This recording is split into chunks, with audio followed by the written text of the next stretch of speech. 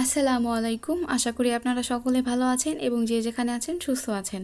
আজকের রেসিপি বুটের ডাল দিয়ে গরুর মাংস রান্না। আশা করি আপনাদের সকলের ভালো লাগবে। ভালো লাগলে অবশ্যই আমার চ্যানেলটি সাবস্ক্রাইব করবেন এবং পাশে থাকা বেল বাটনটি প্রেস করে রাখবেন, যাতে নতুন কোনো ভিডিও দেওয়া মাত্রই সঙ্গে সঙ্গে আপনাদের কাছে নোটিফিকেশন করে চলে যায়। এই রান্নাটি একদম সহজভাবে দেখানোর চেষ্টা করেছি। এটা কিন্তু পরোটা, রুটি, সাদা ভাত এবং পোলাওর সঙ্গে অনেক ভালো লাগে খেতে। চলুন তাহলে শুরু করা যাক আজকের বুটের ডাল দিয়ে গরুর মাংস রান্নার জন্য। আমি এখানে একটা প্যান নিয়েছি আর প্যানে হাফ কাপ পরিমাণ তেল দিয়ে দিয়েছি। আরও দিয়ে দিচ্ছি 3 টুকরো দারচিনি, 4-5টা সাদা এলাচ, আরও দিয়ে দিচ্ছি 4-5টা লবঙ্গ দিয়ে একটু নেড়ে চেড়ে নিচ্ছি। আরও দিয়ে দিলাম এখানে তেজপাতা 2টার মতো মাঝখান থেকে চিড়ে নিয়েছি আমি। এবার আমি এখানে দিয়ে দিচ্ছি 1 কাপ পেঁয়াজ কুচি।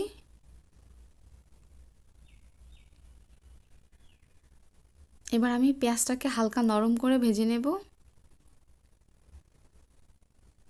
দেখতেই পাচ্ছেন পেঁয়াজের রঙটা যেরকম এরকম হয়ে আসবে সাদা সাদা, তখনই আমি এখানে মশলা অ্যাড করে দিচ্ছি। এখানে আমি 2 টেবিল চামচ আদা বাটা, আরও দিয়ে দিচ্ছি 2 টেবিল চামচ রসুন বাটা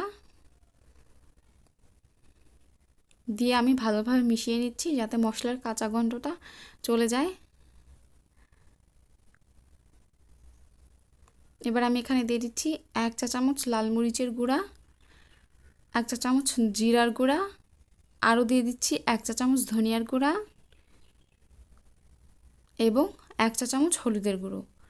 এগুলো দিয়ে আমি ভালোভাবে মশলাটাকে একটু নেড়ে চেড়ে মিশিয়ে নিচ্ছি যাতে মশলাটা পুড়ে না যায়। এই কারণে আমি এখানে সামান্য পানি দিয়ে দিচ্ছি।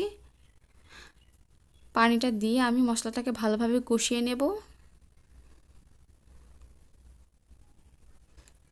এখানে আমি লবণ দিতে ভুলে গিয়েছিলাম, এখন আমি 2 চা চামচ লবণ দিয়ে দিচ্ছি। যখন এরকম মশলার গায়ে তেল উঠে আসবে তখন আমি মাংসটা দিয়ে দেব। আর এখানে আমি ছোট ছোট করে মাংসটা কেটে নিয়েছি যাতে ডালের সাথে মাংসটা অ্যাডজাস্ট হয়, এই কারণে আমি মাংসগুলোকে একটু ছোট ছোট করে নিয়েছি। আর হাড় চর্বি সহই আমি মাংসটা নিয়েছি। এখানে আমি 700 গ্রামের মতো গরুর মাংস নিয়েছি। এ পর্যায়ে মশলার সাথে ভালোভাবে মিশিয়ে নিচ্ছি মাংসগুলোকে। এখন আমি এখানে সামান্য একটু পানি দিয়ে দিচ্ছি। বেশি পানি দেওয়ার প্রয়োজন নেই কারণ মাংসর গা থেকে আরও পানি ছাড়বে। এবার আমি ঢেকে রেখে দিচ্ছি মিডিয়াম আঁচে। 5 মিনিট পরে এসে আমি ঢাকনাটা তুলছি। দেখুন অনেকটাই পানি বের হয়েছে মাংস থেকে। এই পর্যায়ে আর কোনো পানি দিতে হবে না, এই পানিতেই মাংস সিদ্ধ হয়ে যাবে। এবার আমি মিডিয়াম আঁচে আরও 5 মিনিটের জন্য ঢেকে রাখছি মাংসগুলো।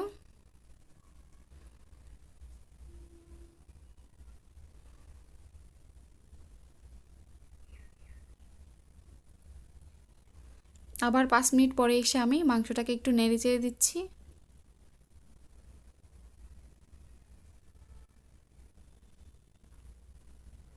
এ পর্যায়ে একদম চুলার হিটটা লোতে করে রেখে আমি মাংসটাকে এরকম ভুনা ভুনা করে নিয়েছি। মাংসটা অনেকটা সিদ্ধ হয়ে গেছে।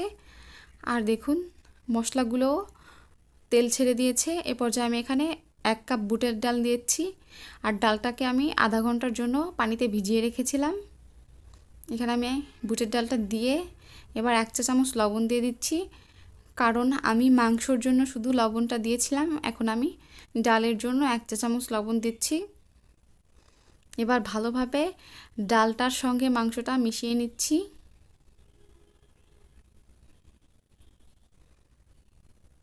এবার আমি 4টা কাঁচামরিচ দিয়ে দিচ্ছি, এটা অপশনাল, আপনারা চাইলে নাও দিতে পারেন। আর এখানে হালকা কুসুম গরম পানি দিয়ে দিচ্ছি আমি। এখানে পরিমাণ মতো পানিটা দিতে হবে যে আপনারা কতটুকু ঝোল রাখতে চাচ্ছেন আর ডালটা সিদ্ধ হতে কতটুকু পানি লাগবে সেই অনুপাতেই পানিটা দিতে হবে। দেখুন আমার ডালটা অনেকটাই সিদ্ধ হয়ে গেছে, আমি আপনাদেরকে একটু তুলে দেখাচ্ছি। আর একদম মাখা মাখা হয়েছে। দেখুন ডালটা একদম সিদ্ধ হয়ে গেছে কিন্তু গলে যায়নি। কারণ ডালটা ভিজিয়ে রাখার কারণে একদম গলে যায়নি ডালটা, আর এরকমভাবেই খেতে অসম্ভব ভালো লাগে। এবার আমি এখানে একটু ফোড়ন দিয়ে দিচ্ছি। এখানে একটা পেঁয়াজ, 3-4 কোয়া রসুন আর হচ্ছে 2-3টা শুকনা মরিচ আমি ভেজে নিয়েছিলাম, সেগুলোই আমি এর উপরে দিয়ে দিচ্ছি।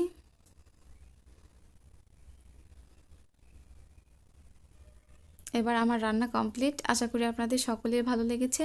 ভালো লাগলে অবশ্যই একটা লাইক করবেন এবং কমেন্ট করে জানাতে ভুলবেন না। সবাই ভালো থাকবেন, সুস্থ থাকবেন। আল্লাহ হাফেজ।